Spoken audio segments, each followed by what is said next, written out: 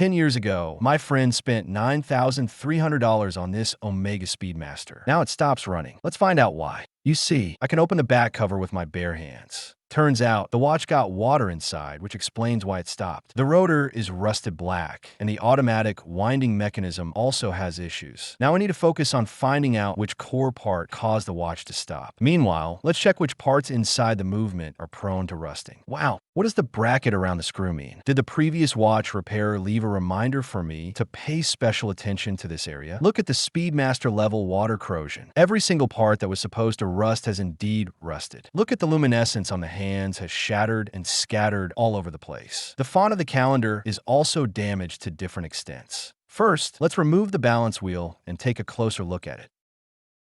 The upper balance staff is broken, probably due to corrosion, while the lower one is okay. This is the main reason the watch stopped running. So it's for sure that the balance will definitely needs to be replaced. Then, we need to clean up the debris from the rusted parts.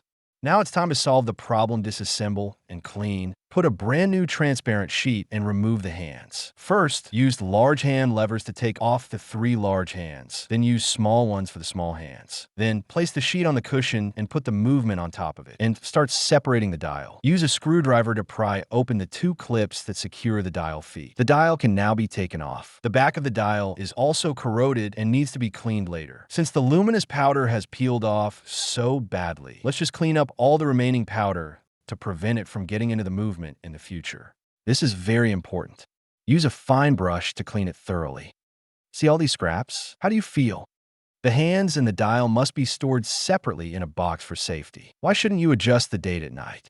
This video clearly shows you why. Because the slow date change wheel at the top is precisely stuck in place. So, if you force it, you can imagine what will happen. The right way is to adjust the time. First, to let the date wheels clip past this position. Then it's safe to adjust the date. One by one, remove the parts, and finally separate the date ring.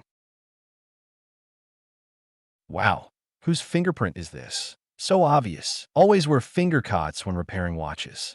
I can't stress this enough. Go on to disassemble. Remove the 3 screws on the first layer of the plate, and then you can take it off. Remove the date wheel, hour wheel, intermediate wheel, small intermediate wheel, and minute wheel one by one. Flip it over and carefully remove the tension spring. Separate the first layer of the automatic plate on the back. Take out the 2 automatic wheels as well. Remove the hammer for reset. Take off the second layer plate and the last automatic wheel. Then the disassembly of the automatic part is complete. Pull out the chronograph positioning pin. Then take out the ratchet wheel. But before this, just remember, always unwind the mainspring. Otherwise, if the teeth get damaged, you'll be in big trouble. Separate the upper part of the main plate. Unscrew it carefully and evenly with a screwdriver, and then take it out with wooden tweezers. Safely remove the stop lever, second wheel, third wheel, fourth wheel, and escapement wheel. Finally, take out the mainspring barrel. Flip it over and start removing the shifting parts. First, remove the setting lever, clutch lever, and the tension spring. Finally, pull out the lever and separate the clutch wheels. Put the removed parts into a stainless steel basket and give them the first round of ultrasonic cleaning. I didn't film this part. After ultrasonic cleaning, put them in a tank with cleaning agent for the final manual cleaning. These main plates are also somewhat corroded. Let's use rust remover to get rid of the rust.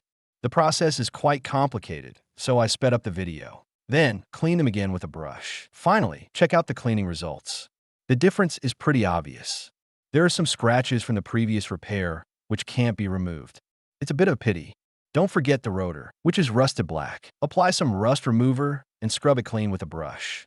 Let's take a look at the restoration result. What do you think? Well, it can't be completely restored to its original state because of the deep rust, but I did what I can do. Next, clean the mainspring barrel. Now all the parts are cleaned. Check out this family photo of the Omega 1152 movement parts. I've been really busy these days, so I only filmed a short part of the assembly process. Let's install the main plate.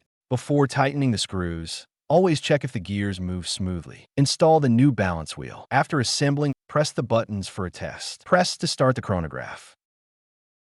Okay, install the date disc, then the spring, and the securing plate after that. My rule of thumb is always inspect the parts as I go. Especially when it comes to testing the functions, you should always test them before waiting until the whole movement is assembled. This way, I can avoid reinstalling as much as possible and prevent the movement from getting dirty again due to long exposure. Test it on the time grapher. You see the movement runs smoothly, the amplitude is also great, and the difference between the front and back positions is minimal. Test the chronograph function again. Start and pause and reset. Okay, it's all done.